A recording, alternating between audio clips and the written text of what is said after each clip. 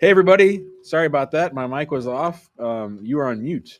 My name is Jim Hacking. I'm an immigration attorney. I'll be here for the next hour trying to answer as many of your immigration law related questions as I can. How's everybody doing? Can you hear me now? Big ups to Donna. Big ups to Nurse Laura. Big ups to all the Yardies. How's everybody doing? Got my microphone turned back on, and I have been outside all day today. So we had a Eid Festival today and tomorrow in Schrader Park here in St. Louis. And we had a booth. We sponsored the festival and we had a lot of fun. I was walking around and I ran into a lot of old clients, people whose cases I handled years ago. So it was really fun to see a lot of people. It's good to see all of you here. I'm going to go ahead and get the show started. I'll take some questions from TikTok in a little bit. But for right now, I'm going to go to Marie and then Dr. Osman. But Dr. Osman has to turn his camera off. I'll go to Marie first and then to the good doctor. Hello, Marie. Hi, can you hear me? Yes, ma'am. How you doing? I'm fine, and you? I'm so glad to be on the show with you.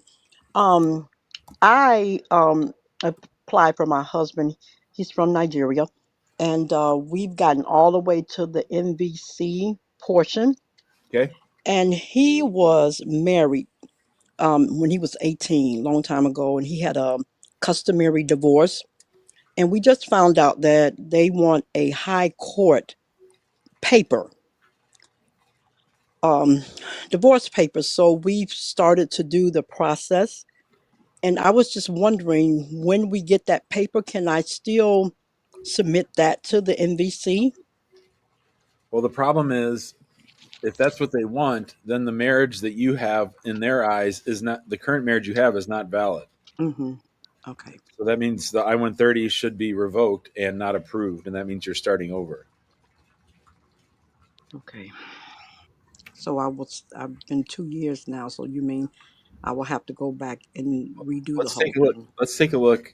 So there's a there's a website that everybody should look at called the Visa Reciprocity Table. And so when we look at the Visa Reciprocity Table for you said Nigeria, right? Yes. So if we look at marriage and divorce certificates, so divorce certificates, the document is decree nisi and decree absolute. So I'm just looking if there's anything about many divorces for customary marriages will have no written record. Marriages under native law and custom will be dissolved by custom. Many of these divorces are not recorded, while some are recorded by a sworn affidavit after the fact. Islamic marriages may be dissolved in a Sharia court. So, what proof do you have of a customary divorce? Well, we did have papers. It's sealed and everything, but every time we presented it twice to them, and they're asking for the high court divorce. So, um, there's a whole section here on it. Okay. You should check this out. It's on my screen right now. I don't know if you can see it. Okay. So it says, here's what it says: traditional marriages are often dissolved without any written. Here, I'll zoom in. Without any written record. One legal Okay. method of divorce involves the groom or his family returning the bride price to the bride or her family. Correct. Divorces Hmm. for some traditional marriages are documented by one or both parties filing an affidavit with a customary court. Do you have that? So it is an affidavit. It is, but um, when I came through the Homeland Security, it was great. They said it was okay. But when we got to the NVC portion, they still want something from a high court. Well, I understand that, but my question is, do you have an affidavit filed with a customary court? Yes, yes, he does. Okay, so divorces for some traditional marriages are documented by one or both parties filing an affidavit with a customary court. Um, did the customary court issue a divorce decree? They did. Okay. It was back in 2016, but it didn't say divorce Nisi. It didn't say that on it. Yeah, Those. well, according to this, it doesn't have to. I think if I were you, I mean, obviously, you have 2 years in on this. That's a lot of time invested, and you're getting pretty close. I might go to the mat with them and argue that according to the visa reciprocity table, you have properly completed the divorce of a customary marriage. Uh, I wouldn't necessarily. I think you're going to have to fight it. It might slow things down a little bit, but it's not going to slow it down as much as starting. I mean, you're if that marriage, if that divorce wasn't valid, then that means your marriage isn't valid, and that means you can't even start until you go over and get married again. Yeah, yeah, yeah. We've heard that, but the lawyers over there with him say that even though the divorce was legal back in 2016, they they keep saying it, even though we're paying a lot of money to get this this this new one. Um, Well, from a new divorce now does you really no good unless you're going to abandon this case. But trying to mm, retroactively fix a faulty divorce never works. okay, okay. Oh, because we didn't. I tried to get hold of you. I didn't know we didn't know what to do, and so we paid them quite a bit of money, and we're going to have this paper next week in our hands. But but you're saying that if we get this paper in our hands, we have to start all over again, and I need to go. And who do I try to talk to about the customary divorce? So I want to clarify something you just said, okay? Okay, So if you have to decide which approach you're going to take. okay, So if you're going to take the approach, they're wrong, I'm right, the customary divorce that I had before is valid, then you okay, got to go to the mat and have that fight. Um, if you now have a new divorce that everybody agrees is valid, then you could hold that in your back pocket, see what happens with this argument that your divorce decree is valid, and see where it takes you. okay, okay. Um, and then, but I wouldn't. I don't think you want to send them. If you're going to take the position that the original divorce was valid, then sending this new one actually hurts your position. Does that make Yes, sense? I won't do that. I'll hold it. Yeah. Okay. Well, good luck, Marie. Thank you. Thank you All so right. much. You got it. All right. Das Dag asks, can one apply for a green card 1 week after the court grants the asylum request? If not, can it be filed? My understanding, Das Dag, is you have to wait a full year after getting asylum to apply for a green card. The Biden people said that there was going to be an exception for people who'd lived in the United States for at least a year, but that thing seems to have sort of disappeared, and we don't know that it's going to be. We don't know that it's going to be um, allowed the way that they said it was. They claimed for a little while during the Biden administration that you could apply after having 1 year of lawful presence in the United States and having asylum, but that thing hasn't really taken off. So really, you have to wait 1 year. Dr. Osman is in the house. Hello, doctor. Hi, Jim. How are you doing? I'm great. How are you doing? Good, sir. Thanks for taking my call and I appreciate for everything. So I have a couple of questions only about I am a USA citizen and my wife, she's in Pakistan and we are going to have a new baby, uh, newborn baby. And I applied her I-30 like a 5 6 months ago and still it's in a process. So my question is, I am a citizen of USA since 2024, almost 1 year. My first question is like, if we apply through that CRBA, I was reading about that the requirement of like you have to be citizen for 5 years or more. Uh, No, no. You have to be a citizen and you have to have lived in the United States for at least 5 years, three of which were after you turned 14. I got my citizenship through naturalization. I Sure. and I got my citizenship in 2024, but I am living in states since 2018. Yeah. And when was the kid born? No, it's not. I mean, he's coming now. I mean, like we are in like a 9 month, 8 month pregnant. Oh, she's pregnant. Yes. So you have been a citizen for how long? Uh, yeah, almost a year. But you've lived in the United States for 7 years. Yes, since 2018. So I'm not at work. I don't have my books right now, but my understanding is that your child will be a U.S. citizen because you are a U.S. citizen who lived in the United States for at least 5 years, three of which were after you turn 14. I'm 99% sure that you don't have to have been a citizen for those 5 years. You just have to have lived here for the 5 years. Yeah, that was because it very confusing on the USCI site. That why I was also reading about. Like it. That's why I'm asking you. Uh, because that was not very clear over there. Like if you have to be citizen and 5 year or just No, like. no, nope. You just have to be a citizen and you have to have those 5 years here. And my wife, she's not. I mean, she's not citizen. That's fine, no. No, you have an I-130 for her. You just got to wait for her. Yes. So as soon as my baby born, I can apply for a baby, or I have to wait until my wife also get the I-30 No, I approved. get working on. Usually, what people do is they get working on the kids stuff faster. Okay. Okay. So there's like that 5 year was only by my. I mean the confusion. That was the only Sure. confusion. Thank Thanks, you so much, doctor. Jim. I Good luck, appreciate brother. it. See Thank you ya. very much. Bye bye. Okay, bye bye. All right. Somebody's asking. I'm already on an order of removal, but out on habeas corpus. What happens when I don't check in? They might come get you again. Hello, everybody. Stainless is in the house. Let's all give it up for Stainless. Nasir is here. Hello. Hey Jim, how you doing? I'm good. I'm good. First of all, I just wanted to say, as a current client, really happy with Oh, your good. your firm, and you guys. It's really impressive with the intake process, and yeah, I'm Oh, just great. really happy with working with you guys. I'm glad to hear that. Who's your paralegal? Um, I don't recall that. I have it through my email. Oh, it's okay. Yeah, It's okay.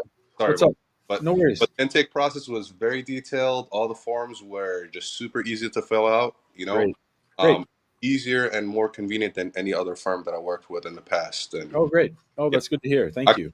I could sleep at night. Good. Um, my question is basically short and simple. So sponsoring my dad, with the NVC, it's at the NVC stage. Is there's a way to know like how long the line is, or how long the process would stay at the National Visa Center if I'm sponsoring my dad? So USCIS approved the I-130 when? I think it was in September of last year. And what embassy will Dad have his Abu, interview at?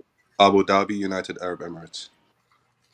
So you're at like 9 months, something Uh, like Approximately. 8 months. Yeah. Um, I don't know the ins and outs of each embassy and what the waiting time. It all depends on how busy the embassy is and how fast they are on turnaround. So Gotcha. someone in the comments might be able to say how long it's taking. I mean, I would consider an I-130 for a dad to be even a little easier and a little faster than an I-130 for a spouse because Okay. you don't have to prove as much. But I would say generally the wait time is going to be the same. So I would either post it in the comments here. How long does it take to get an immigrant visa petition in Abu Dhabi? And I'd post it in immigrant home, and somebody will know. Okay. Sounds good. Perfect. Appreciate it. Thank you. Cool, man. See ya. Bye. Bye. All right, all right. That was Nasir. Um, Everybody on TikTok, if you want to ask me a question, you got to come over to YouTube. Just look for the Immigration Answer Show, and you can come in and get in the waiting room and ask me a question. Let's go to Sam. Hello, Sam. Hi, Jim. How are you? Great. How are you doing? Good, good. So I'm asking a question on behalf of my friend. Hello? Great. Yeah, go ahead. Yeah. So it's a bit of a history. He came to the United States 2014 on a J-1 visa. He's originally from Iraq. He attended a school, got his master's and PhD. 2015, he applied for asylum. Mm-hmm. 2017, he got married, the first marriage for a U.S. citizen. Now, as a J1 holder, he had the 2 years home residency. Yeah, he did because the Iraqi government was probably paying for his studies. Correct. Right. So he filed for exceptional hardship. Yeah, yeah. That took Using all of his asylum stuff. yes, and plus any financial exceptional hardship and also Yeah. emotional. It was a tough case, but it was approved eventually after 2 years of waiting. Okay, that's By good. the time the J1 was approved, the marriage fell apart. Now I-130 was filed, but not 485 because he was waiting for the waiver. So the case just died down, like nothing happened because the marriage ended. Yep. Now, fast forward 2020, asylum got approved by the officer, not the court. He was still in a status around, at that time, attending school. A year later, he applied for the green card through asylum. During that time, he got married again to a second U.S. citizen, but he did not apply anything through that marriage. He was Wait, just following. he got approved for asylum? Yes, Okay. By the asylum office or the court? the asylum office. Okay, great. In That's good. 2020. Yep. 2021, he applied for a green card through asylum. Got it. Now, a few months later, like, I don't know, 6, 7, 8 months, he got asked for an interview. So he went to the interview with a lawyer and to the immigration office. For the Everything green was card fine. case. For the green card case. Correct. Okay. Everything was fine. Just a simple, like a simple interview, everything on the paper, all the questions, and then moved on. Like, took probably 30 minutes. They said everything is good. We're going to let you know later. There's no decision going to be made today. So he left with the lawyer. Now, 3 months after that, he was surprised by another interview. Two officers, I believe one of them from ICE, came to his workplace to question him about his asylum case. That took an hour. Asylum case, the previous marriage, the J1 waiver, all of that. And then they left. Nothing happened after that. The case was taking too much time. He hired your law firm to file a lawsuit after a year for hearing nothing. You guys filed a lawsuit for him, and then after that, he was asked for a third interview. Wow. Yes, and then before the third interview, he did the FOIA thing. Yeah. Um, Good. Smart. and then there was some notes, like he was referred to the third interview because of the, fraud detection, national security, whatever unit wanted to chat with him. That's the reason. So the third interview was pretty much the same lady who came for the second interview, again, grilling him over the asylum case. And, like, you followed this on social media, this kind of like, Muslim clerk, whatever, stuff like What year? that. What year? What year was that second interview or That third was interview? I should say. 2022. Okay. And they And asked him. then, They asked him about people. They asked him about people that they knew that he was following on social media. correct. They said, you like this page, you like that Yeah. page, I why remember do you... that. I remember when that was happening. That was that was about 3 years ago. You're right. I remember all this. Correct. Okay. Correct. So, and then we filed the lawsuit. They start, kind of dragging.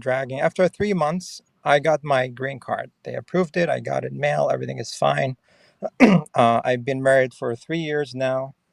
And I also will be having my green card for the third, like the third year mark will be in May. And my third year of the marriage will be September this year. So I am wondering to apply, looking to apply for my citizenship on Yep. September this year. Yep. Based on everything, so he was planning to go back to Turkey this year to visit his family with a green card and travel document, but he canceled due to everything. Based on everything, and he already did FOIA like a week ago just to see what Good. happened after the green card. That was the first thing I was going to. Nothing alarming, just kind of like the similar notes, like, and the questions he was asked. Again, they redacted like a million page. But Yeah. Yeah. but beside that, what do you think? Do you think he is safe to apply for naturalization this September and go ahead for the 3-year-old Yep. mark? Yep. As long as everything's cool with the marriage, I would be full steam ahead. I would not wait around for the 5 years. If Okay. nothing else, because I don't want him to leave the United States till he gets his citizenship. Nope, everything is cool. He's not engaged in any of the conflicts on social media or anything. Yeah. He's aware of all of that, and the marriage is going going good. And yeah. Now, in terms of the evidence, I believe one time you also mentioned that in your old videos, what he needs to submit for the marriage evidence, in that case, like So what just I always say, accounts. yeah, what I always say is think of it as a light 751. So not as much as you would need for a marriage-based case, not as much as you would need for a 751, but I would say demonstrating that for the 3 years you've been married and living a joint life. So Okay. basic stuff, bank accounts, leases, Mhm. pictures. Now, he just recently moved out of the state he used to live in with his wife because of work. So he is living with his wife in a different state now. Do you think that's going to add any layer of complication when it comes to naturalization? No, just remember that you have to have 90 days until 90 days in the new city before you can apply for citizenship. Oh, yeah. I mean, they just moved in. So, like, he has like 4 or 5 months. Okay, good. Yeah. Yeah. So the only other thing I would say is make sure that we're past the full 3 years of green card and past 3 full years of marriage. Mhm. Don't do any of that applying 90 days early stuff. Just wait Okay. all Okay. right. Cool. And Thanks, Sam. he's willing to hire you guys for that as well. So We're on we'll it. keep you Yep. posted. Thank you. Yep. Appreciate it. See you, brother. Bye Yep, bye. for sure. All right, that was our friend Sam. He had lots of good questions. Bellerina, I'm going to come to you in a minute, but you got to turn your camera off. All right, I'm going to go to Kurd Nation. Hello. Hello, how are you, sir? I'm great. I'm very fond of the Kurd Nation. I one of my very first overseas clients, his wife was from Zako. Okay. And do you know where Zako is? Yes, sir. Yeah, That's like 45 minutes from my city. I'm in yeah. Dahuk. Dahuk, sure, Dahuk. Yeah. So, he came to see me. He said, "Jim, what's taking my wife's case so long?" And I was like, "Oh shit, I have this piece of mail I was supposed to send to the national visa." This is back when you did the DS-260 on paper, and so Yeah. we sent it in, we got it approved, and then that guy, he's like one of my favorite people ever. He referred me probably 10 people from Zako, all marriage cases, and then they started inviting me to their Kurdish wedding celebrations when the wives got here, so it was a lot of fun. So you did my brother's cases, Okay, and you did a few of my friends' cases. nice. So what's up? So over the summer, I got engaged, Hmm, and I filed for I-29F. great. It got approved. Submitted it in August, and it got approved and sent to the Department of State in December. Okay. And 2 weeks ago, I got a email saying that Baghdad is currently not processing routine immigration visa cases. Yeah. The NVC is holding my case, approved case, until they do so. And they said approved form I-29F have a 120-day expiration date from the approved date USCIS. Yes, I know. I'm very well aware of that. I hate that rule. And then they say once your embassy or consulate schedule an interview, your consular officer will revalidate your Yep. petition for another 120. Yep. Yep. So my question is, I need advice more than a question. My question is, what should I do, Can your wife and get how to long Turkey? can she go to Turkey? Uh-huh. She can, but we have a conflict that Turkey people don't like Kurdish people, but Yeah, I she know. can go there. Um, I would explore the possibility of trying to get Ankara to take the case from Baghdad because you might wait 2 years. So And how, and how the reason I don't like fiance cases and the reason I don't like that 120-day rule is sometimes they just say, this case is taking too long. We're just going to let it expire, and then you have to start over. Like if you had asked me, "Hey Jim, I'm going over to Hook and I'm going to meet the person that I'm going to marry," I would have told you to go ahead and get married and file an I-130. I wouldn't have messed around with an I-129F just because they can dick you around. You'd still be in this holding pattern, but you don't have to worry about it expiring.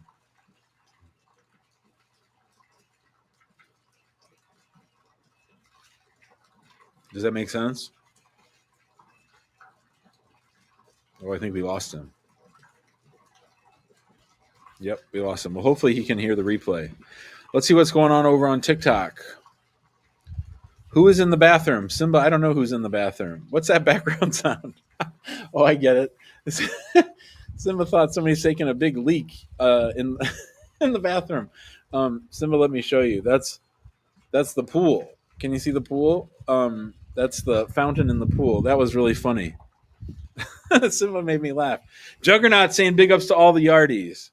Big ups to all the yardies. Everyone's asking about my travel advice. Again, don't travel unless you're a U.S. citizen. That's what I'm telling everybody. Don't travel unless you're a U.S. citizen. Okay, and somebody upstairs wanted me to. Here we go, Samar. Please, please, please, please, please, please, please, please. Let's talk about SEVIS revocation. What should we do there? There are lots of students like me who are in this condition. Okay, so on Thursday, we turned on the faucet and we started signing up people for these lawsuits, right? So we were waiting to see what happened. We were waiting to see what people do. Now, listen, there are some really good attorneys, including my friend. He's got one of the best names of all time. I'll even put it in the comments. His name is Chuck Kuck. Can you believe that? Chuck Kuck. Is that the best name ever? He's the former president of the American Immigration Lawyers Association. He's been on my show. I've been on his show. I love Chuck Kuck. He's filing a big ass lawsuit, a class action for all the students who want to be included in one lawsuit.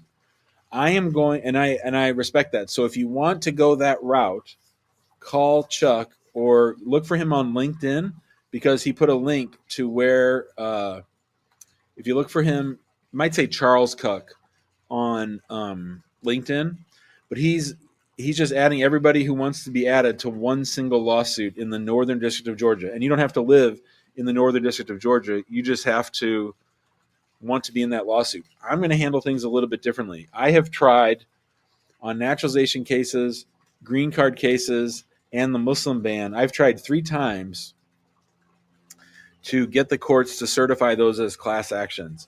And I'm done with that, right? I'm done filing big ass lawsuits for lots of people. Instead, Glenn, I think that's right. Glenn said Chuck's got a adult movie actor name, which is funny because he's a Mormon and a very holy fellow and very, very, very kind. He's anything but an adult movie star. But Chuck Kuck, he's a good dude. Anyway, so I'm doing them one at a time like I did before. And the reason I'm doing one at a time is because I want to go under the radar. I don't want to go in there yelling and screaming about how terrible they are, even though they are terrible. I'm doing them one at a time because I think that I'm going to be able to get people back in status one at a time faster than a big old class action for 700 people. It's just a different philosophy. But we're going to do them. So I think we've signed up 3 so far, and we're just going to do them one at a time wherever the students live, or in DC or wherever. But overall, in answer to your question, what they are doing is 100% illegal. There are regulations and there's the handbook on how, the manual on how USCIS is supposed to operate, and the Homeland Security is breaking the law in the way that they are terminating these students' SEVIS records. We've probably had 20 people call the office, and almost every single person who's called the office has been crying because they're so close to finishing up their studies in the United States that it's just really, really cruel. They can try to seek reinstatement, but it's really hard to get reinstatement when you're on what's called optional practical training, which is when you're doing your internship after your studies have completed. So there's a lot of people in a really bad situation. No, Robert, we're doing them for $1,000 less, so it's $4,000 plus the 405 filing fee is what we're charging. So we're charging less. Frank Mag asks, is USCIS processing I-130 cases right now? Yes, they are, except for the beneficiaries who came on parole, and they're not processing green card cases for people who got asylum or came as refugees. All right, let's get back to the questions and talk to Tammy. Hi, Tammy. Hi, Jim. Thank you for taking me and for all you do out here.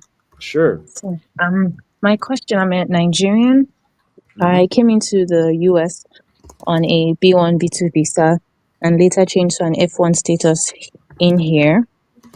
And right now, right now, I'm trying to change to a J1 visa because I came as an international student. I was doing clerkships. I eventually graduated, and now I have a hospital that is ready to sponsor the J1 visa for me.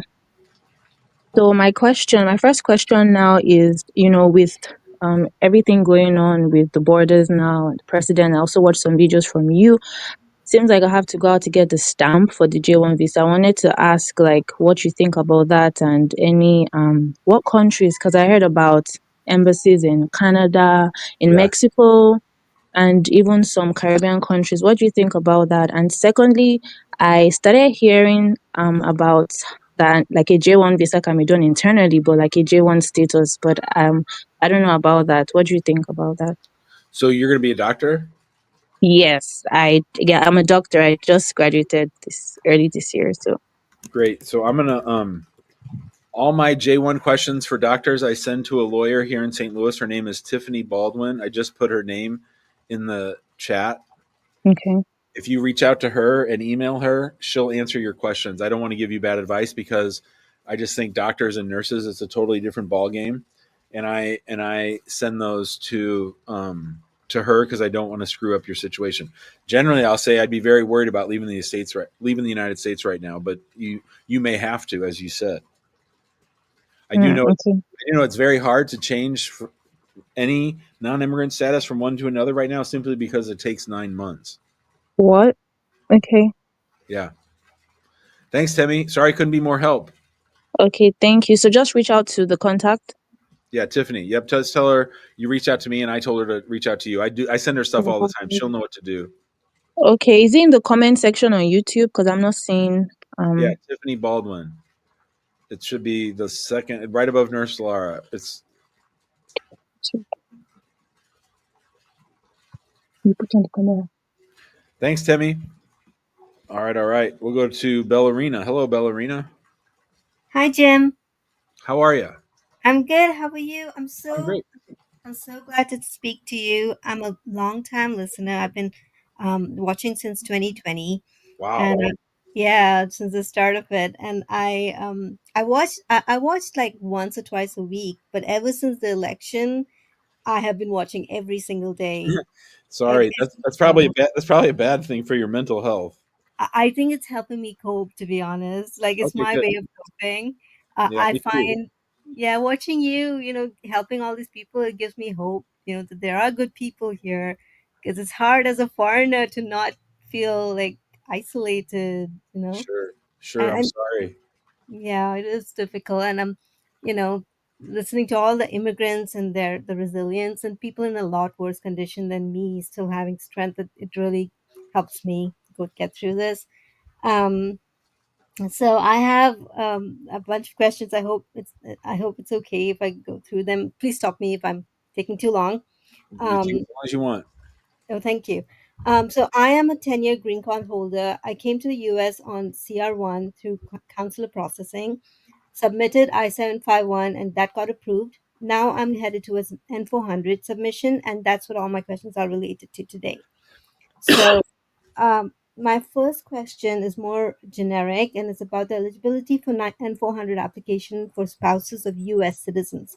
Okay. So we know one can generally submit 2 years, 9 months after the date printed on the green card. But how is the 3 years of living in marital union requirement applied for consular applicants who have never resided with their spouse before coming before becoming a green card holder? Can they still apply at the 2 year, 9 month mark, or do they have to wait full 3 years to make sure that they have 3 years of living with their spouse under the belt? So I've seen this go both ways. I've actually seen denials based on the question that you're asking. So I generally vote to wait the full 3 years before applying, just so there's, my job. I always view my job as to take away easy ways for them to mess with me, and I think that's that's a fight I'd rather not have, because I think I could give them black letter law that says, yeah, well, you know, it's 3 years, but you can apply 3 months early. I think it's defensible to file at 2 years and 9 months, but it's not because of the consular processing or not. I don't care about that so much. It's just that I think that unless someone's really, really eager to get started on naturalization and needs to get their citizenship so they can bring their mother here from some war torn country, otherwise I say why not just wait? Okay. Okay. My second question is more specific to me. Okay. I I became a green card holder in February 2022, and from August to December 2022, I visited India to take care of my mother as she underwent cancer treatment. So I was away for 3.5 months, a little over that, 113 days to be precise. During that entire time, my husband didn't come with me, and during that entire time, our marriage was strong. We had constant communication, and I was on the lease here in the US. I worked remotely in India, and I paid income tax for that income to the USA. Um, in such as it in such situations, in the past, you have advised to add on those days that you were absent from the country to the 3 years and then apply. So Yeah. for me, since I would normally be eligible in February 2025, once I add those days, could I apply in January 2025, or has anything changed in your opinion since this new administration? Would they be more strict in applying the Well, the it's rule? interesting. It's an interesting question. So I don't know that I actually followed all of your math, but that's okay. I would say it was actually the Biden people that brought this up and made this harder than it used to be. So, Hmm.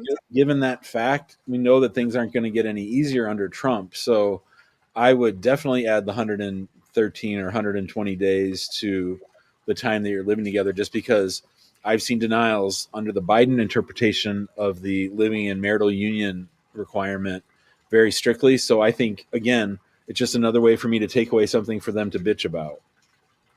Okay. Um, there's a more stricter interpretation that's possible that would say that, the 3 years of living in marital union has to be immediately before the date of application. So, Nah, I've never seen that. I okay. understand. I understand what you're asking. I've Mhm. seen that in other kinds of cases, but not that. I don't think you have to worry about that. So what you're saying is that sort of the clock reset when you came back on day 114, and then you need 3 years Yeah. from that. No, I've never seen that. Don't give Okay. them any. Don't give them any ideas. All right. All right. And besides that one long trip, I have 6 other trips that with like Canada and the UK, but those are shorter for 49 days. I don't have to worry about that, right? Those are just, and No. those are with my husband. Okay. Yeah. No. You're good. Okay. Great. Great. My third question. So I was an Indian citizen when I became a green card holder. I Yeah. became a Canadian citizen in 2023, and I had to renounce my Indian citizenship. Yeah. I When know. Yeah, so when I submitted my passport for renunciation, the Indian consulate put a stamp on my Indian passport that reads "surrendered due to becoming USA citizen." Ah. Yeah, I only noticed this last year, and I intend to get this corrected. I Yep. have to go down to the consulate, and I have to get that done. Yeah. Will this cause any issue for me when applying for citizenship? Because I never claimed to be a U.S. citizen. All the paperwork I filed to the Indian consulate, it said that I was a Canadian citizen. It was their error. So can I truthfully answer the question that I never made a claim to U.S. citizenship? Hell yes. Okay, great, great. I'm just, yeah, it's just one of those things that bureaucratic Yep. things that Yep. causes issues. Okay, now my fourth question is regarding the introduction of the social media question on the N400 that come the end of the notice and review period on May 5th. Does it make sense to submit earlier, or does making sure one is eligible without question more important, or it doesn't matter because they would send an RFE for the social media regardless? Depends how the rule reads. I haven't read the rule, so I don't know if they're going to try to apply it retroactively. But generally, when that stuff happens, it would only be to people that apply after that new rule. So, um, if you can apply before May 4th and you're eligible with all these different days we've been throwing around, I'd say Yeah. yes. Okay. Okay. Okay. Okay, that's my last question is about taxes. So I became green card holder in February 22. The entirety of 2021, I was not a resident of the US, and I wasn't even physically here. So my husband submitted his taxes for 2021 as married filing separately.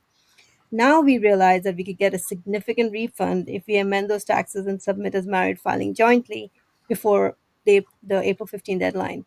But will having this amendment in process impact my N400 processing? Also to note, not sure if it's relevant, but our taxes for subsequent years, while approved without question from IRS, were very complicated due to having to file in multiple countries and having income from multiple countries.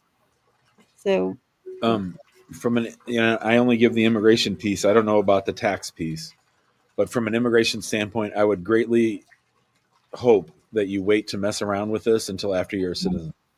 okay, sounds good. I think we just won't do it because the deadline is April 15th, and yeah, we Maybe it just is. You mean that's the deadline to amend your tax returns? yeah, because it's 2021. It's been a while.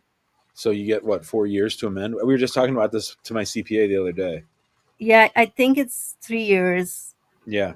Yeah, so but it's okay. I mean, it is a significant amount of money, but yeah, what's more important is getting this yeah, the citizenship. Oh, I have actually, sorry, one more Hold on. question.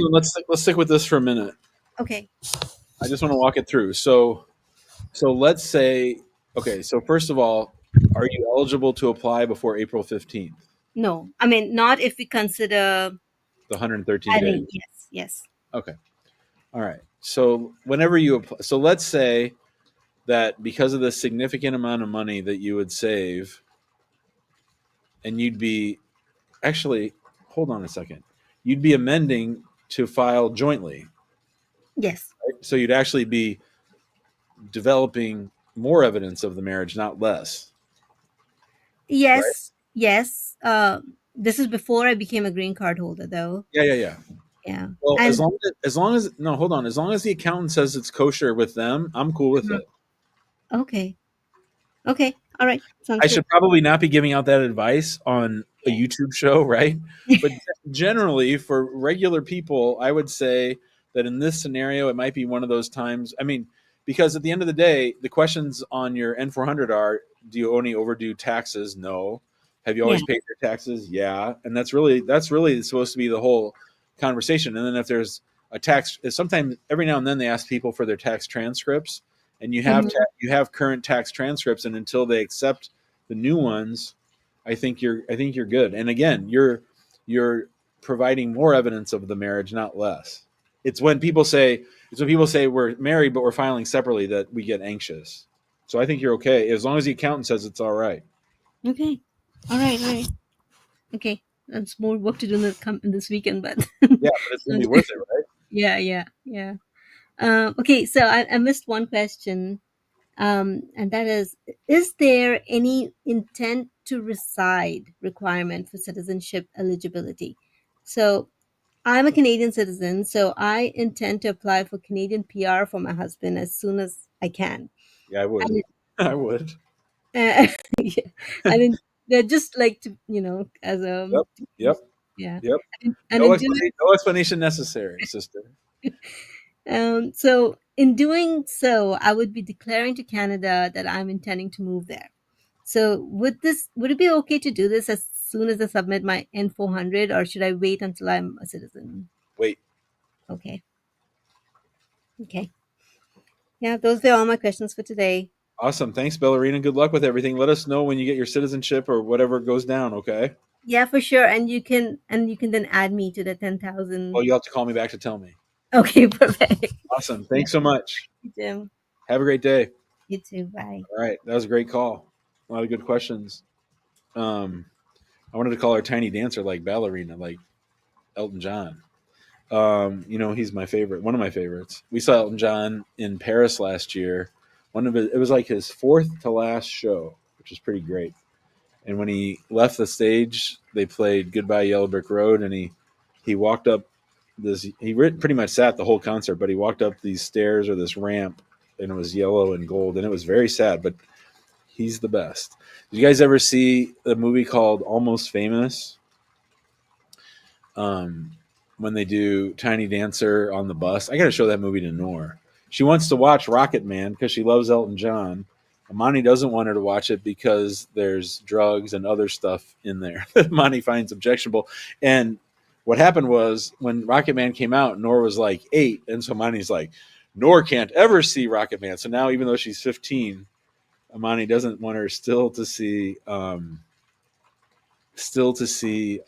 Rocket Man. But Amani's gone till Monday, and then she's in Mexico in 2 weeks. So the Rocket Man might be making an appearance. There's a scene in Rocket Man when he's playing at the Troubadour in LA and he starts playing and his feet go up. He's like floating in the air playing the piano. It's so freaking cool. And I love Elton John. So, but Robert's right. Robert is right. Almost Famous is a mind-blowingly good movie. There's just so much that's cool about it. And I'm reading right now the biography of, I guess it's a memoir, of an actor. His name is Griffin Dunn. I don't know why I got it, but his dad is a guy named Dominic Dunn. And Russell is a great character. That's my favorite doppelganger, Philip Seymour Hoffman. Russell bangs. Anyway, Griffin Dunn is an actor. You might have seen him on This Is Us or in an old Scorsese movie called After Hours. He's been around. He'd be one of those guys you say, oh, that guy, I know him. So his dad's Dominic Dunn. And so Dominic Dunn had 3 kids, and one of them was their daughter, Griffin Dunn's younger sister. And Griffin Dunn's sister, Dominique, was murdered. And so I haven't even gotten to that part of the book yet. Right now, I'm just reading about sort of Griffin Dunn grew up in L.A., and he was best friends with Carrie Fisher. Yeah, Dominic Dunn, the true crime guy. Exactly, Kenny. This is his son. And Dominic Dunn wrote and was inside. So Dominique died, got murdered, and then later Dominic Dunn probably reached his apex of popularity or being known in the public eye because he wrote about OJ for Vanity Fair.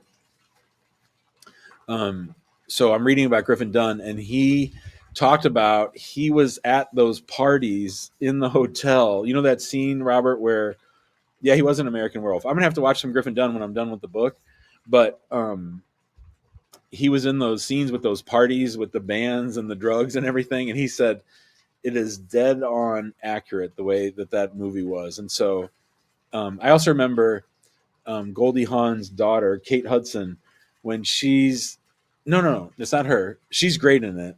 She's really great in the movie. If it's a great movie if you haven't seen it. But the Cameron Crowe character, his sister, gives him some albums, and Simon and Garfunkel was on there at the beginning. It was just great. Anyway, sorry for all my talking about movies and so forth. But anyway, you guys know I love movies. I'm going to watch a movie tonight. What should I watch? Maybe I'll watch American Werewolf in London. Or maybe I'll watch Almost Famous. Stillwater. That's right, Raphael. Stillwater. Man, that's a good movie. And man, Philip Seymour Hoffman is so good in that, as he often was. Somebody said if you could bring one actor back from the dead, who would it be? And I had a really hard time deciding between Robin Williams and Philip Seymour Hoffman. I heard G20 is great. I'm going to watch it when Amani comes home. She'll be back. All right. That was a fun call from Bellerina. Let's go to Sheree. Hello. Big ups. Big ups, Sheree. You're on. Oh, I'm sorry. Can you hear me? Yeah. Yeah. Oh, perfect. Hi. I just have a question. I'm helping my sister-in-law fill out her paper. We filled out our I-130, which she was approved for, and I also sent the I-485 at the same time. But for some reason, that was denied, and I think it's because they moved and it wasn't forwarded. We can't figure out exactly why. So, so I'm filling out another I-485 for her, but then online when I'm filling it out, some sections won't allow me to actually type it in. Is it okay for me to write it in after I print it? Some folks might say after your green card's been denied that before you reapply, 2 things should happen. One is you should hire a lawyer, and 2 is you should definitely know why the first one was denied. Filing a new green card application without knowing why the first one was denied seems crazy to me. We request a copy of the reason why because they didn't get the letter, and we're waiting for that. Waiting for that right now. So let's back up. This person that is applying, has the I-130 been approved? Yes, it has. And is the person out of status? Um, Not exactly sure what that means. Well, how did they enter the United States? Through a visiting visa. I think she is out of status. Yes. She's 100% out of status. So Yes. with a green card denial after February 28th, they said they are going to start putting people in removal. So you need to start running her A number through the 1-800 number every Monday to see if they put her into deportation. Okay, even after the I-9, the I-130 has been approved? I-130, I-130 being approved does nothing to her status. Okay, It gives her a basis to get back in status, but she's out of status and they know exactly where she lives. And so why you guys are messing around with this after screwing it up the first time is beyond me. yeah, I don't know. She asked me to help her with this, and I said, we may need to put one in. So you suggest just hire a lawyer, give you a call, and then see what happens? Yeah, I mean, And don't you think? I think so. I mean, that's why I said I wouldn't call you and find out, Yeah, because she asked me, and I said, well, yeah. I'm not sure. Have her email me. I mean, the first thing we got to do is get the denial notice. If you said she moved, did she update her address with USCIS? Yes, she did. So a lot of times we'll get these notices. Hey, we tried to email you. We tried to mail you something. Did she send in her medical when she filed? Yes, she did. She sent that in, but she didn't get anything. I don't know. Nothing came, but they said they Uh, sent it. who did the affidavit of support? Did you do it, or did she do it, or who did it? She and her husband did it. Like they, but like, does the husband make enough money? Um, I don't think so, because they're both pretty young. They're So early 20s. they probably sent her a request for evidence saying, "Hey, this affidavit of support is insufficient. You guys need a co-sponsor." And then it went to the wrong address, and then she never replied, and then she got denied. Yes. So you If I, should just I had to get, guess, okay. So you said get a lawyer to kind of, have her email me. Have her email me the I-130 approval notice and all her contact information, and we can follow up on Monday. okay, I'll do that. I'll do that. Okay, I have it here. Okay, thank you. Thanks, Sheree. Okay. Yeah, there's some people who say I'm going to hire a lawyer if I screwed up the first time, and I generally think that's a bad idea. I think it's better to get it right the first time because that's the main thing. But I definitely think that after you've been denied, like we actually charge more when there's already been a denial. Nurse Laura, I like this game. I will play this game.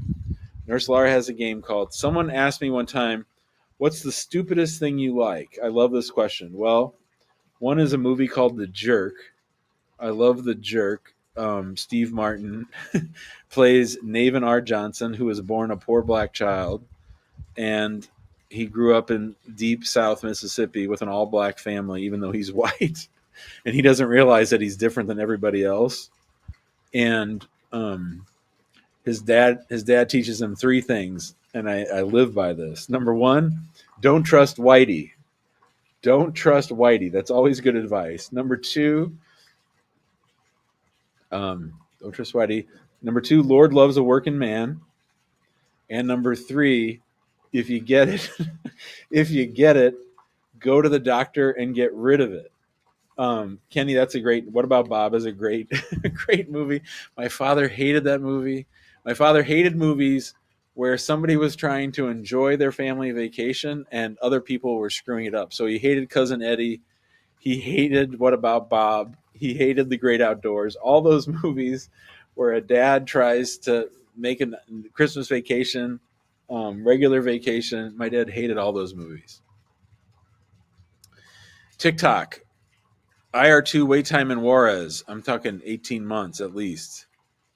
Waiting to get an approval for an I-130 by marriage green card. Can I get a real ID? I don't know. Maybe you can get a real ID with your EAD if you've gotten that already. All right. We're spending a lot of time. Yeah. Raphael says that glass contraption. That was called the OptiGrab. So Steve Martin got rich because he invented this thing called the OptiGrab, which would keep your, like, he did this whole thing. Damn these glasses. Damn these glasses. His boss kept, Mr. Hartunian kept saying, damn these glasses. So Steve Martin got a paperclip or something and made the OptiGrab. So it would it was like a bridge to keep your glasses from sliding down your nose. And so Navin became very, very rich. He had this pool with all these manicured bushes in Beverly Hills. And then somebody sued him, speaking of class action, somebody sued him and he had to write out a check to each person in the lawsuit for $1.83. I think that's how much it was. $1. So there's a scene of him just writing because he went bankrupt from the lawsuit. All right, we're just being totally silly. My fiance had their visa interview on 2/18. They kept all the documents, no answer yet. What to do? You're talking 2 months now. I would bust on their heads and try to figure out why. Um, other than movies, stupid things that I like, Diet Pepsi is one. I love cat videos, and I really love. There's a Instagram. There's this orangutan or baboon that's on right now, and you see her. There's like a man holding an apple, and I think he splits it in half, and she's like this, and then she goes like that. I love that baboon that's going around social media. That makes me laugh really hard. There's some dumb things on TikTok that I really like, Laura.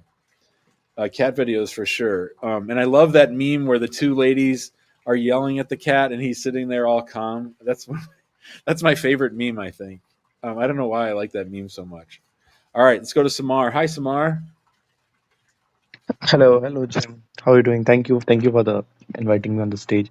I also the same question like about the service termination, Yeah. and but I got that. But right now, what do you suggest? Should we leave the United States or should we stay here? Because right now we don't have any option. Everyone is like having different opinions that you are out of status, you should leave. What should we do? We have a huge loan back in our country. Please guide us. So what I would do is I would sue them for. I would not leave. I would sue them for wrongfully terminating your SEVIS record, and I would try to get a federal judge to make them reverse their decision. Okay, so I should stay and like wait for the decision. Well, I would be in my own lawsuit. I wouldn't just stay and hope that the class action wins. Um, I think that they're not following the law, and we got to get. I think so. Here's what I think. So USCIS makes mistakes all the time, and in my life, I've probably sued them 60 or 70 times for mistakes that they make on one particular case, right? Not on this thing, which I think is a big mistaken decision for everybody in your shoes, right? So when I sue them after they've made a mistake, 99% of the time they back off and back up and go back and fix their mistake. So I don't know that that's going to happen now, but that's what I'm going to try to do for people. I'm going to try to get them. It's sort of like a time machine. I can't guarantee that it's going to work, but what generally happens is like they'll deny people their green card or they'll deny people their I-130, and it's a completely legally indefensible wrong thing. Just like what they're doing here. They're not following the regulations, they're not following the rules. In other kinds of cases, when I've sued them on cases like that, what they've done is they said, oops, we're sorry, we're going to reopen this case and reinstate the person. I think that's what you need. If I were an international student in your shoes, I would do two things.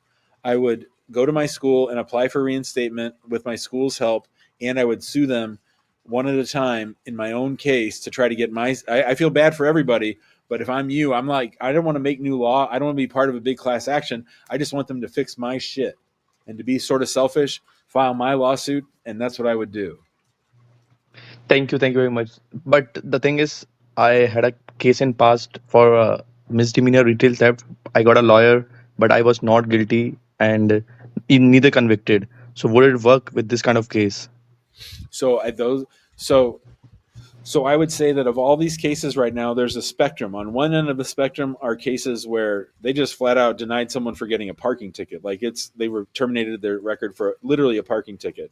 And then there's other people who are accused of crimes. Now, the Laken Riley Act says that they can take people into custody and begin deportation against them. But again, they're not following that rule. So I still think that if the conviction went away and you had a not guilty, a straight not guilty, or a straight dismissal, like you got diversion and a dismissal, I think that the thing will still work. I think the people who have parking tickets are going to be more sympathetic than the people who have a DUI or a shoplifting conviction. But I think that without a conviction, I think that the whole theory should apply. But it's going to take me 2 months to figure out. Yeah, that's what like I would apply for restatement and I definitely reach out to you guys and hopefully if it works. Worst case, for example, if that doesn't work. So will they deport us from the court? Because everyone is telling litigation is something like, if the court says no, you are out of status, and then they gonna deport you from the court or wherever you are. No, it's a totally different. So when I file a lawsuit against the government, the reason I like to file a lawsuit against the government is because I'm working for what's called an Article 3 judge, a real federal judge. The judges a real federal judge can't order you deported. It's the immigration court, which are these, not, I wouldn't say fake judges, but they're called administrative judges. So they're not appointed for life. They work for Trump. They're part of the Department of Justice, and their job is to deport people. I'm arguing in this federal court that they're not following their rules, and what they want, if they really want to kick you out, what they have to do is they have to put you in the deportation court, which they haven't done. So I don't think people need to worry about, if I sue, is that judge going to deny the lawsuit and deport me all at once? I don't think that's even possible. Okay, okay, thank you. And for example, if worst case someone get deported from the country, that's like ruined his life, never get the visa of this country as compared as well as other countries as well. Is that true? Nothing about other countries. I don't know about that. I mean, they might share information, but what are they going to say? He had a shoplifting charge and it got dismissed. That they don't ever let him back in. But I do think so. So today I was talking to a lady. She had a traffic client. He got referred, or he got the notice of termination, and he flipped out. His parents flipped out, and he went straight home, which I think is the dumbest thing somebody could do. The embassy's never going to give you another visa after this. Yes, yes, of course. Everyone told this, stay and just try to fight. Stay and It fight. it Yeah. sound yeah, it sounds kind of a stupid question, very stupid. Like Oh. worst case, nothing works. Will I be eligible for asylum? Sounds like very stupid, but Well, you should only file an asylum case if you actually fear persecution back home and have experienced persecution back home. If that's not true, then don't just file asylum to stay here. That's very dangerous. okay. It's just like we had a back huge loan in our country and can't imagine the life going there without paying the loan. That's the reason. Yeah, no, that's different. That's not asylum. Okay. Thank you very much for your help. For sure. Thanks for I'll the call. contact. You got it, You. buddy. All right, everybody. That'll do it for today's show. Today is the 12th of, I should have said that at the beginning, the 12th of April. I don't know if we'll do a show tomorrow. I got a busy day.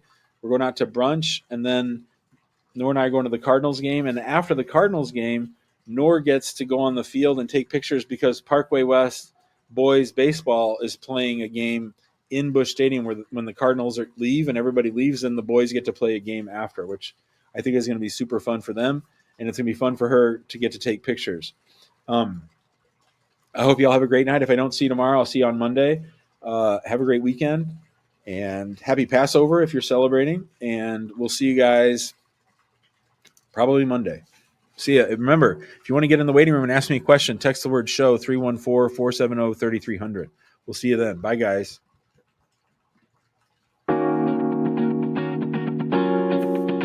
I'm great about that, other than trying to help people who are in a state of invasion. I mean,